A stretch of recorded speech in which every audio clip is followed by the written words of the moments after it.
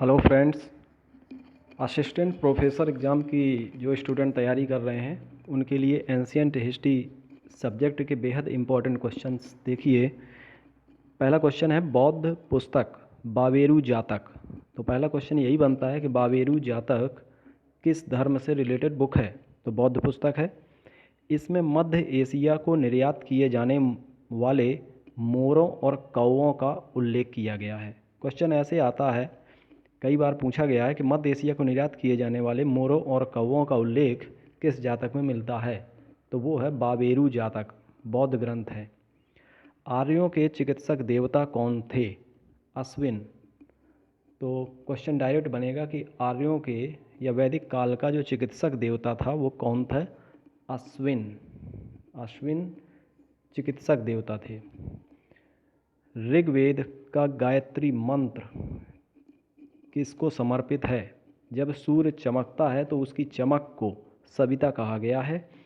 तो ऋग्वेद का गायत्री मंत्र सविता को समर्पित है। ठीक है। शंकराचार्य ने पंचायतन पूजा का उल्लेख किया है, यानी कि क्वेश्चन बनता है कि पंचायतन पूजा का उल्लेख किसने किया है? शंकराचार्य ने। इसमें शिव, विष्णु, शक्ति, सूर्य और गणेश पूजा का विधान है 5 लोगों का। शिव, विष्णु, सूर्य, गणेश, शक्ति। पानगोरारिया गुहा लेख ये कहाँ पर है? पानगोरारिया गुहा लेख ये कहाँ से प्राप्त होता है? मध्य प्रदेश। ये मौर्य काल का गुहा लेख है। इसमें अशोक को महाराज कुमार कहा गया है। तो क्वेश्चन ऐसे आएगा कि अशोक को महाराज कुमार किस अभिलेख में कहा गया है? अशोक से रिलेटेड निश्चित एक क्वेश्चन आता है।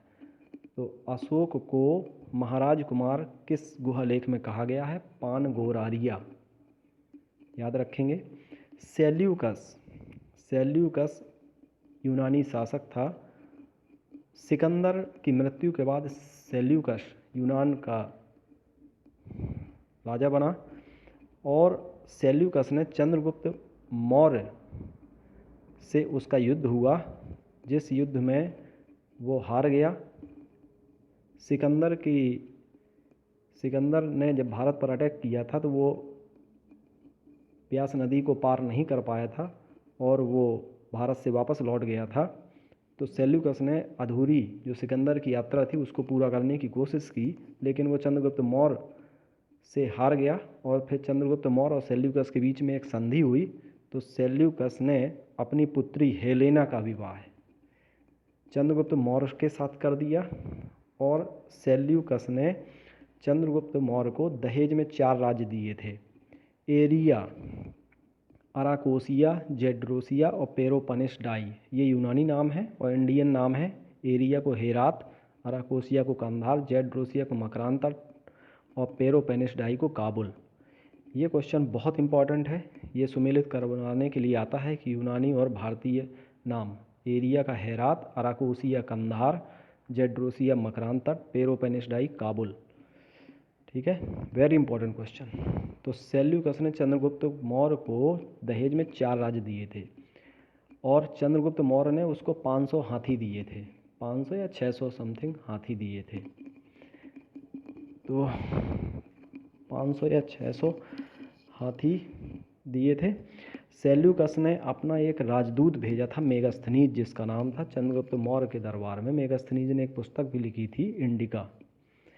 प्लूटार्क कहता है कि चंद्रगुप्त मौर्य और सेल्यूकस के बीच संधि के बाद चंद्रगुप्त मौर्य ने 6 लाख की सेना लेकर के पूरे भारत को रौंद डाला था। 6 लाख की सेना लेकर पूरे भारत को रौंद डाला, क्योंकि सेल्यूकस के सहयोग से चंद्रगुप्त मौर्य यह कर पाया।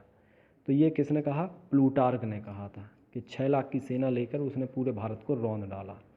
लेकिन जस्टिन ने चंद्रगुप्त मौर्य की सेना को डाकुओं का गिरोह कहा था। ये याद रखिएगा, इन दोनों के स्टेटमेंट आपको याद रखने हैं, प्लूटार्क और जस्टिन के। तो प्लूटार्क ने कहा था कि चंद्रगुप्त मौर्य ने 6 लाख की सेना लेकर भारत को रौंद डाला और जस्टिन ने कहा कि चंद्रगुप्त मौर्य की सेना डाकुओं का गिरोह थी। मौर्य काल के मृदभांडों में NBPW उत्तरी काली पालिश वाले मृदभांड उत्कृष्ट मृदभांड कहे जाते हैं। तो क्वेश्चन ऐसे बनता है कि NBBW मृदभांडों का संबंध किस काल से है, तो ये मौर्यकालीन है, याद रखेंगे मौर्यकालीन। और चित्रित धूसर मृदभांड वो है उत्तर वैदिक कालीन, ठीक है, याद रखेंगे दोनों मोस्ट इम्पॉर्टेंट, ये तो निश्चित आता है क्वेश्चन। कौटिल्य ने कहा था कि राजा रूपी रथ एक पहिए पर नहीं चल सकता। ये स्टेटमेंट डायरेक्ट पूछ सकते हैं कि राजा रूपी रथ एक पहिए पर नहीं चल सकता, ये किनका कथन है, कौटिल्य का। कौटिल्य का ही बचपन का नाम था विष्णुगुप्त, विष्णु, ठीक है।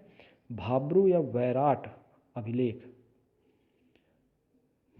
भाब्रू या वैराट अभिलेख में बौद्ध धर्म के त्रिरत्न बुद्ध धम्म संघ का उल्लेख है।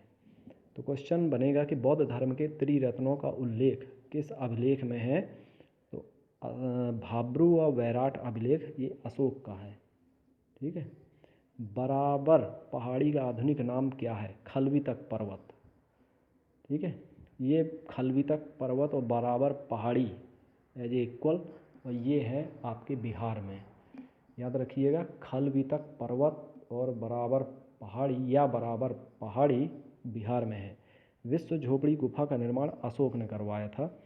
अशोक ने, देखिए आजीवक संप्रदाय को वो मानता था, अशोक और अशोक का पौत्र दशरथ दोनों। अशोक ने कर्ण चौपर गुफा और सुदामा गुफा आजीवक संप्रदाय को दान में दिया था। गोपी, लोमर्सी और वडथिगा गुफा का निर्माण दशरथ ने आजीवक संप्रदाय के लिए करवाया था। हीनयान के जो संप्रदाय थे, हीनयान और महायान, ये बौद्ध धर्म के दो संप्रदाय थे। फिर हीनयान के दो संप्रदाय बट गए थे, वैभाषिक और सौत्रांतिक। वैभाषिक और सौत्रांतिक ये हीनयान के हैं, ठीक है। और महायान के विज्ञानवाद और शून्यवाद। विज्ञानवाद को ही योगाचार कहा जाता था और शून्यवाद, तो याद रखिएगा हीनयान के वैभाषिक और सौत्रांतिक। ऐसे पूछ सकता है कि वैभाषिक और सौत्रांतिक किस मत के संप्रदाय हैं, तो वैभाषिक और सौत्रांतिक हीनयान के हैं। और योगाचार यानी विज्ञानवाद और शून्यवाद ये हैं महायान के संप्रदाय। तो आपको ये वीडियो पसंद आया हो दोस्तों, तो लाइक शेयर ज़रूर करिए। एग्ज़ाम बहुत ही नज़दीक है और जितना हो सकता है मैं आपकी हेल्प करने की कोशिश कर रहा हूँ। जितने महत्वपूर्ण फैक्ट है मैं आपको शेयर कर रहा हूँ इन वीडियो के माध्यम से, जिससे आगे आने वाले एग्ज़ाम में आपके लिए उपयोगी हो। Thank you.